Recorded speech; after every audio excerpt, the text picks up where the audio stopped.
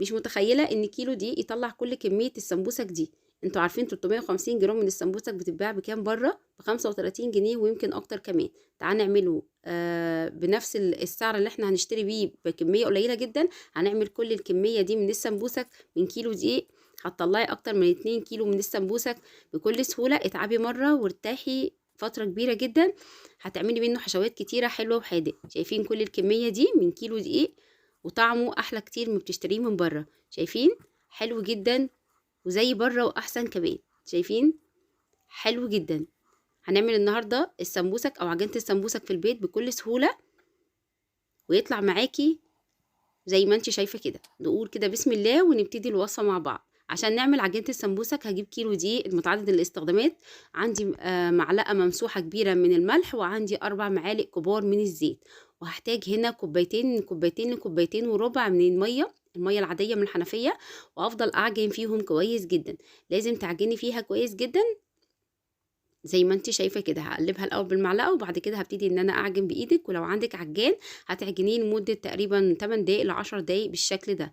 بنزل الميه واحده واحده زي ما انت شايفه كده، وبفضل اعجن فيها هتطلع معايا بالشكل ده. لازم العجينه تبقى متماسكه جدا زي ما انت شايفه كده. هغطيها واريحها لمدة 10 دقايق. انا مش بخمرها، انا بس بريح العجينة 10 دقايق بس.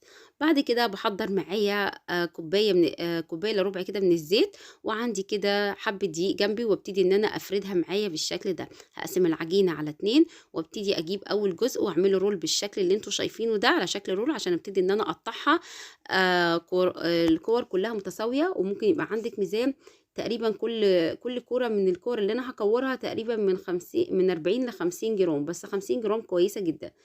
هقطعها بالشكل ده وابتدي ان انا اكور فيها بالشكل اللي انتوا شايفين ده. انا ريحتها، شايفين العجينه معايا عامله ازاي؟ ناعمه جدا ومتماسكه زي ما انت شايفه كده. هكور كل الكميه او هخلص كل الكميه بالشكل ده. هجيب صاج كده وادهنه رشه من الدقيق، ارش عليه رشه من الدقيق، وابتدي ان انا اغطيها نص ساعه. لازم اريحها نص ساعه. بعد كده بجيب اول كوره عملتها وابتدي ان انا افردها بايدي او بالمردنه زي ما انت شايفه كده. رشه من الدقيق خفيفه خالص، وابتدي ان انا افردها كده فرده بسيطه بالشكل ده.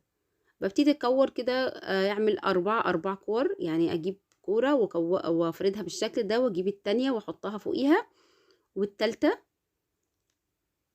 ولازم تبقى كلهم مقاس واحد عشان لما اجي افردهم فوق بعض ما تبقاش واحده صغيره وواحده كبيره. دي تالت واحده معايا. ببتدي ان انا افردهم. انا ما حاولتش ان انا اقطع في المقطع ده او احذف منه حاجه علشان تشوفوا الخطوات بالظبط. دي الرابعه عشان انا هعمل كل 4 قطع فوق بعضهم. عملت اخر واحده من الاربعه اهم. وبعد كده بجيب الزيت عندي وبمسح اول قطعه كده من الزيت، وارش عليها رشه من الدقيق، واحط عليها قطعه من اللي انا فردتهم. وبعد كده برضو هدهنها زيت ورشه من الدقيق وقطعه برضو من العجينه اللي انا فردتها. واخر قطعه ما بحطش فوقيها اي حاجه خالص، وابتدي ان انا افردها معايا بايدي كده بسيط. وبعد كده بجيب المردنه بتاعتي بالشكل ده وابتدي ان انا افردها. لو حسيت ان في واحده مثلا اصغر من التانية ببتدي ان انا اعدلها كده بايدي كده، بحيث ان هي تبقى كلهم مقاس واحد. هتطلع معاكي بكل سهوله عشان في ما بينهم زيت. هتتعبي المره دي بس بعد كده هترتاحي وما تحشيه كمان وتحضريه في الفريزر. وهقولك كمان ممكن تفرزيه في الفريزر ازاي بدون ما تحشيه. انا بالنسبه لي انا اول مره اعمله. بعد كده فردتها زي ما انتوا شايفين كده، وهعمل معاكم كمان مره واحده. هفرد معاكم واحده، هفرد برضو 4. وفي ناس بتفرد 5 فوق بعضهم، على حسب برضو للناس اللي لسه عاملة زي أول مرة. بتبتدي تفرد كده 4، كل 4 فوق بعضهم. دي تالت واحدة. رشة كده خفيفة من الدقيق، وبعد كده بجيبها أدهنها كده دهنة من الزيت ورشة من الدقيق، وأحط قطعة العجينة اللي أنا فردتها وبرضو أدهنها من الزيت والدقيق وبالشكل ده. اخلص كل الكميه. واخر واحده ما بدهنهاش اي حاجه، ممكن ارش فيها رشه دقيق بس بسيطه لو حسيت ان هي مش بتتفرد معايا بسرعه. بساوي كده كل الطبقات زي بعضها، وابتدي ان انا افردها بالسمك اللي انتوا شايفينه ده. افرد كده فيها على قد ما اقدر وابتدي احضر كلهم كده واخلصهم كلهم واحط ما بينهم كده رشه من الدقيق واحطهم فوق بعض، وابتدي بقى احضر الصينيه بتاعتي. انا جبت الصينيه بتاعه الفرن بتاعتي، وممكن اي صينيه عندك.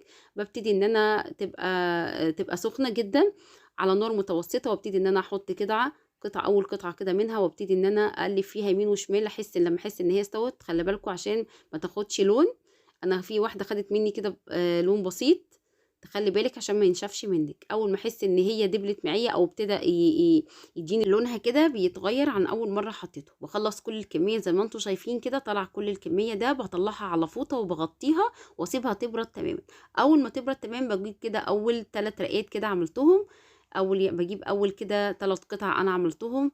ببتدي ان انا احطهم فوق بعض واسويهم، واجيب السكينه واقطعهم، واخلي كل الاطراف كلها متساويه زي ما انتم شايفين كده. ولو قطعه زياده قطعه عجينه زياده كده في الاطراف، ببتدي ان انا اشيلها واسويها. بعد كده بجيب السكينه وبقطعها بشكل طولي زي ما انتم شايفين كده بقطع متساويه، عشان ابتدي بقى اطلع الشرايح بتاعت السمبوسك بتاعتي. زي ما انتم شايفين كده بكل سهوله بتطلع معايا. بطلع الرقات زي ما انتم شايفين كده زي اللي بتشتريه من بره ولا لا. الرقاب بتطلع معايا بكل سهوله زي ما انتم شايفين كده. لو حابه ان انت تفرزيه بدون حشو، بتبتدي ان انت تدهني ما بين كل رقه والتانيه زيت، وبتحطيه في علبه او بتدخليه في كيس كده تلاجة وبتدخليه الفريزر. بطلع الزوايد بتاعتي دي مش برميها، بحمرها كده، بقطعها وبحمرها في زيت، بتديني طعم حلو جدا. احنا مش بنرمي حاجه خالص. بخلص كل الكميه بالشكل ده زي ما انتم شايفين. عايزه اقول لكم ان الوصفه عجبتني جدا، ويمكن عشان اول مره عملتها تعبت فيها اول مره. بس اعملي بعد كده كميه كبيره عشان يطلع معاكي ما تتعبيش كذا مره، والكميه دي هتكفيكي طول الشهر ان شاء الله. شايفين كل الكميه دي من كيلو من الدقيق. عايزه اقول لكم ان الوصفه عجبتني جدا وان شاء الله هتعجبكم. شايفين بضمها ما بين ايدي كده بترجع تاني بدون ما بتلزق في بعضها. يا رب النهارده الوصفه بجد عجبتني. يا رب النهارده يكون الفيديو عجبكم. هتوحشوني الفيديو الجاي. استودعكم الله والسلام عليكم ورحمه الله وبركاته. مع السلامه.